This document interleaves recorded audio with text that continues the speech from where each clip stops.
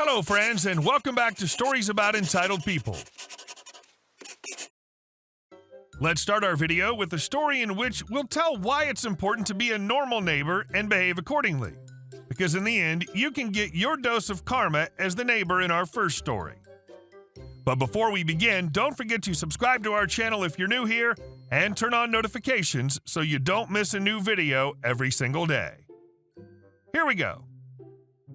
Neighbor wanted the fence fixed. We just removed the fence. This happened to my friend a couple of months ago. Him and his wife just moved into their first house about 6 months ago. Then a strong windstorm came through and damaged their fence. And by damage their fence, I mean the fence was now leaning slightly, leaning about 70 degrees.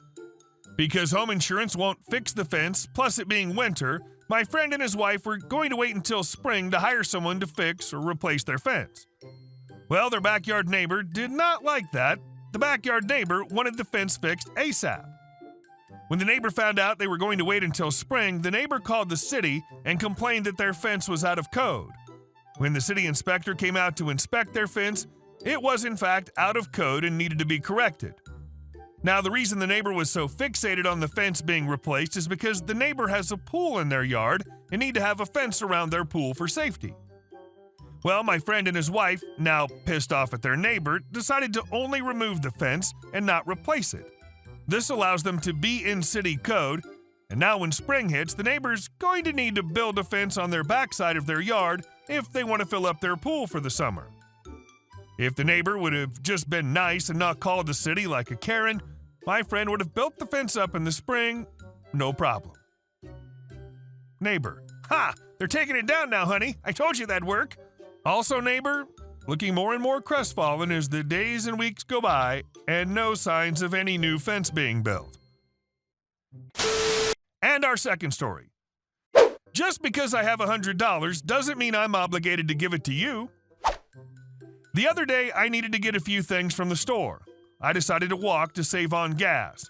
I didn't plan to pick up too many things because I have to ration out the money that I currently have until I start my new job, which might not be for 2 weeks.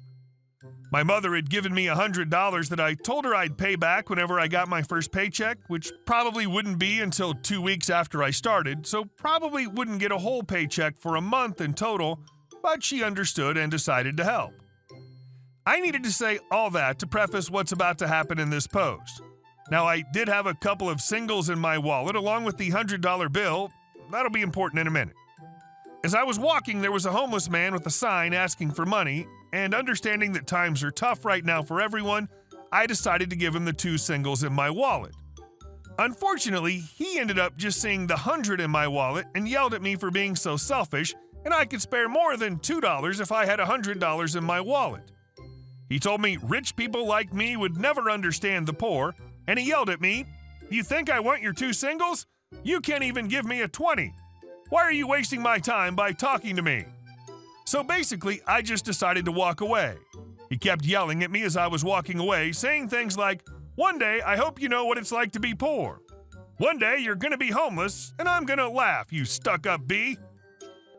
I mean, I've been homeless in the past, but you know, I'm not about to stand there and argue, because what's the point? I ended up going to the store and grabbing some eggs and a loaf of bread. I used part of the 100 to pay for it. And then who do I see in the store buying alcohol? Oh look, it's the homeless man who screamed at me on the street. Apparently he'd badgered enough people into giving him money that he could afford some cheap alcohol. After I got my money and went to leave, I guess he'd been standing outside waiting around the corner, which is just plain creepy. He yells at me, "Now that you broke that 100, how about you give me what I'm owed and give me a 20?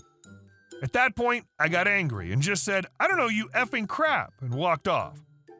To be completely honest, I don't know if he was drunk, I don't know if he just felt entitled. Either way, that's not the way to ask people for money. And our last story. I took his bonus, his junior, and his whole team.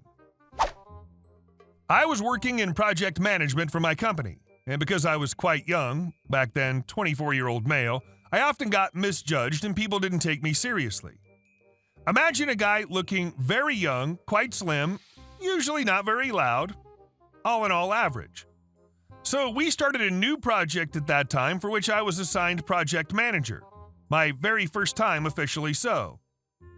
Already at that time, we mostly did WFH, work from home, and because we didn't have video calls, just regular phones, not many people knew me and my face. Also, the project with 50 people didn't make the situation easier.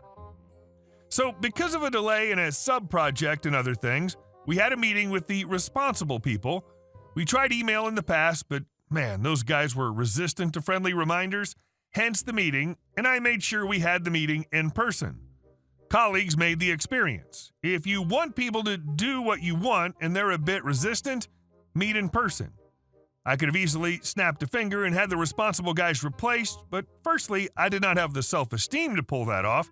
Secondly, that's not my style. And thirdly, I wanted things to go smooth, not start a war. I was a bit early, but people were already in the room, mostly chatting, which was a good sign, because a good mood is important and makes the whole thing easier.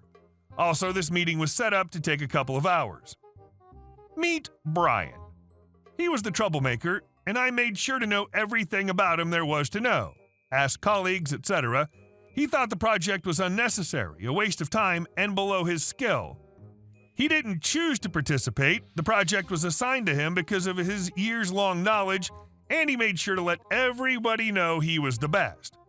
Although not being a fan of the project, he started to enjoy the benefits of being in his position because he was assigned a few people and he could command them as he pleased. I heard he was a bit of a dictator there. I'm sorry if this is not the most objective view, but since I've met him, I really do not like or respect him. I entered the room, walked up to greet him, but before I could say anything, he shut me down. Don't you see I'm busy talking? Oof, I was startled. We can talk after the meeting. Just sit and listen. Oh, and if you could bring me a coffee, that'd be nice. He continued to bark at me. Huh, that's odd. I still didn't know what to say, so I just turned around and left him, going to get a coffee. In hindsight, I didn't know why. I was just so surprised. I was like, WTF, I need a minute. Colleagues later told me the confusion was really showing in my face. They too were a little confused what had just happened. Walking out the door, I met a young guy bringing coffee, wearing the same colored shirt as I do, and then it hit me. Brian must have mistaken me with one of his juniors. I chuckled and talked to the junior. I like your shirt, which is a good starter, and after a few sentences, he could confirm my theory. I had an idea and took the coffee duty off the junior and took it into my own hands, took the coffee, went back into the room. My colleagues were seriously questioning what I was doing. I could see it in their faces. I walked up to Brian, coffee with me. So, Mr. Brian, here's your coffee. Thanks, Junior. Wait, where's Junior? He was confused. He didn't know me or my face. I've never had a meeting with him. He started to get a bit snarky, too, probably to vent and also to hide his embarrassment. Also, where's Mr. Project Manager? I have important meetings following. I grinned and said, oh, Mr. Project Manager was just getting a coffee. But I think we can start soon. Left him sitting, went around the table, sat in my place, and spoke louder to make sure everybody noticed we were starting. Brian turns around, sees who introduces himself to the group as the project manager, me, who he commanded to bring his coffee. He, being the Brian he was, started to smile. I could see he was surprised, but also him thinking, I just told this guy to get me coffee. I can control him too. That's where the war I tried to avoid started. Whatever idea my team brought up, he said it was impossible to do. When asking him what he needed, he made implausible and highly overestimated guesses. He started to criticize the project and project management, said the staffing was bad and how anybody in their right mind could put a person like me in this position.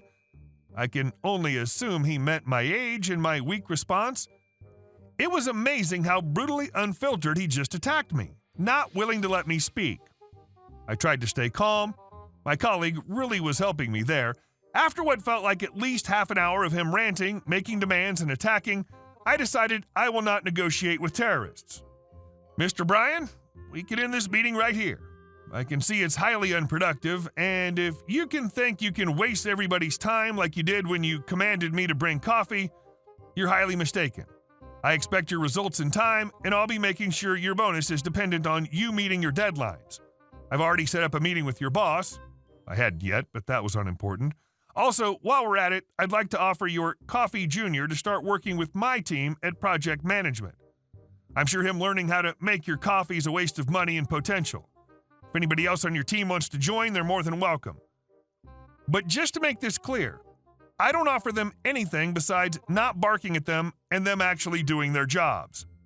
And with that, I stood up, went over to Brian, took his coffee because I'd made it, it was mine, and left the meeting. Still quite in a rage. A petty move in hindsight, but I didn't really care. Had to get some air after that and reflected with my colleagues what had just happened and how I could have handled it without taking his coffee. A few days later, Brian's whole team worked under my direct supervision, and in order to get the project running again, I put them back together as a team. Suddenly, deadlines were easily met. Problem solved. Fun times. I don't know whatever happened to Brian. I never checked. Sometimes my colleagues still ask me.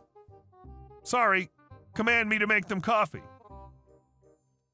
Honestly, I think taking the coffee is both hilarious and also genius at the same time. He probably was knocked out by that. Hey guys, thank you all for watching the video. See you in the next one.